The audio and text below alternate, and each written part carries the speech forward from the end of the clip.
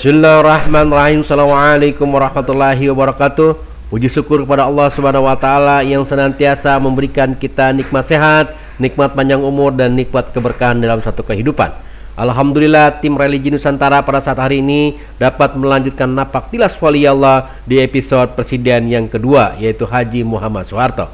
Terima kasih kepada pemirsa Kembang Eceng yang sudah like and subscribe. Semoga Allah berikan kemudahan rezeki, Allah berikan anak-anaknya yang sehat, Allah berikan usia yang panjang umur, dan Allah berikan keberkahan dalam kehidupan.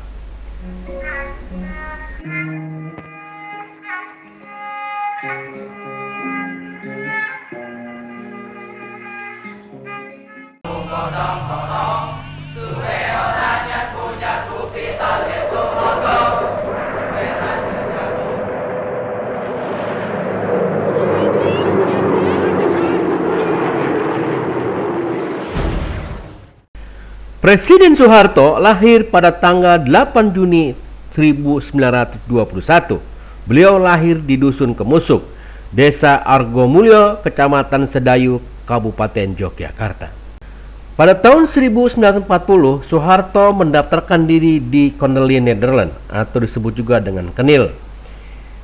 KNIL adalah tentara kerajaan Belanda. Ia mendaftarkan diri dan diterima menjadi tentara Belanda pada waktu itu.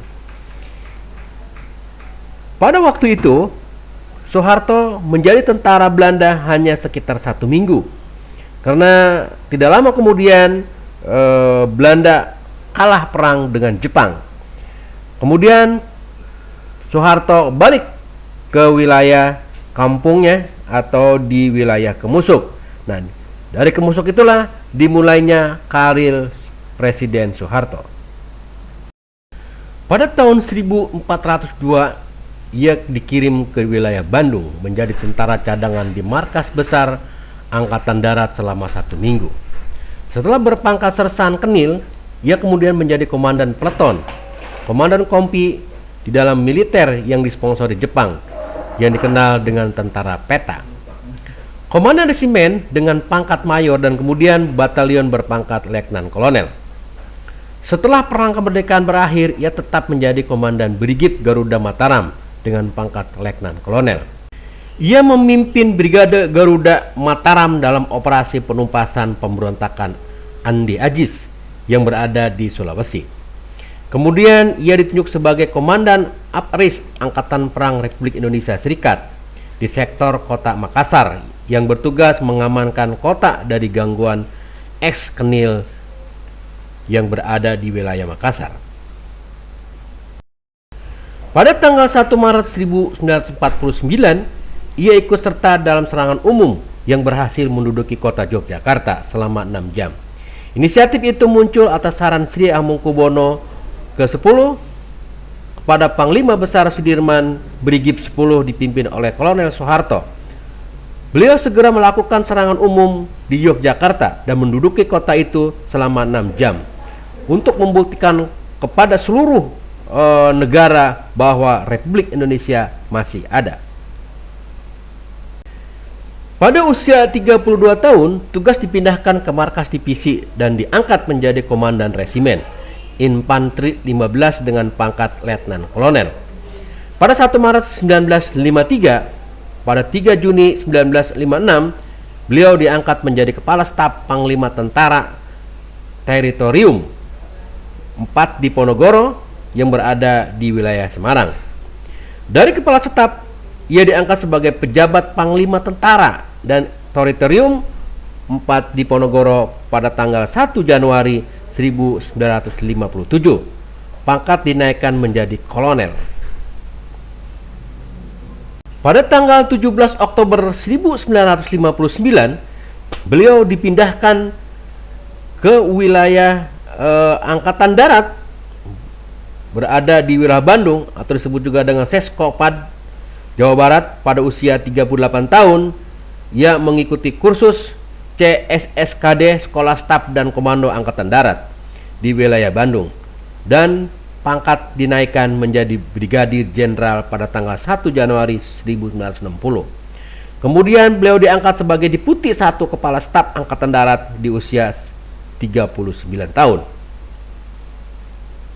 Pada tanggal 1 Oktober 1961, jabatan rangkap sebagai Panglima Korps Tentara 1 Kofad Cadangan Umum Angkatan Darat yang telah dibebani ketika berusia 40 tahun bertambah dengan jabatan barunya sebagai Panglima Kopadud Komando Pertahanan Angkatan Darat pada tahun 1961. Ia juga mendaftarkan diri sebagai Astes Militer Republik Indonesia di Brigif Paris dan Bonn, Jerman Barat di usia 41 tahun. Pangkatnya dinaikkan menjadi Mayor Jenderal pada tanggal 1 Januari 1961 dan menjadi Komando Mandala Pembebasan Irian Barat dan merangkap sebagai Deputi Wilayah Indonesia Wilayah Timur yang berada di wilayah Makassar. Kembalinya dari Indonesia Timur, Soeharto yang telah naik pangkat menjadi Mayor Jenderal ditarik ke markas besar ABRI oleh Jenderal Abdul Haris Nasution. Di pertengahan tahun 1962, Soeharto diangkat sebagai Panglima Komando Cadangan Strategis Angkatan Darat atau Kostrat hingga tahun 1965. Pada tanggal 1 Mei 1963, Mayor Jenderal Soeharto lalu dilantik sebagai Menteri Panglima Angkatan Darat dan segera membubarkan Partai Komunis Indonesia atau PKI beserta ormas-ormasnya. Beliau membentuk Komando Operasi Pemulihan Keamanan dan Ketertiban atau Kopkamtib untuk mengimbangi G30 SPKI yang berkecambuk pada tanggal 1 Oktober 1965. 2 hari kemudian, tepatnya pada tanggal 3 Oktober 1965, Mayor Soeharto diangkat sebagai Panglima Kopkamtib. Jabatan ini memberikan wewenang besar untuk melakukan pembersihan terhadap orang-orang yang dituduh sebagai pelaku G30 SPKI. Demikianlah sejarah perjalanan karir Presiden Soeharto. Kita bertemu lagi ke perjalanan diangkatnya Presiden Soeharto menjadi presiden. Terima kasih banyak kepada seluruh pemirsa Kembang Eceng yang sudah like and subscribe. Semoga Allah mudahkan dan Allah berikan keberkahan dalam rezekinya. Terima kasih. Wabillahi taufiq wal hidayah. Assalamualaikum warahmatullahi wabarakatuh.